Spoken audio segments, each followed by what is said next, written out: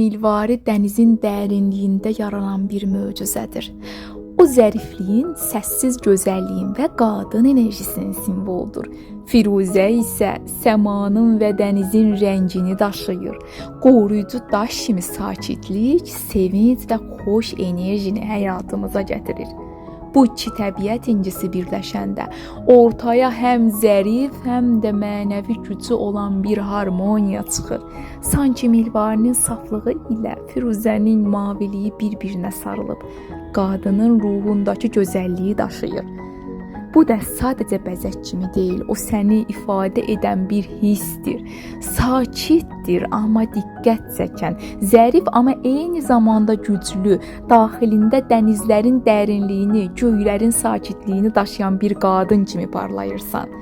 Milvari və Firuzənin dili ilə söyləyirəm, hər qadın öz parıltısına inananda dünya da onunla işıqlanar.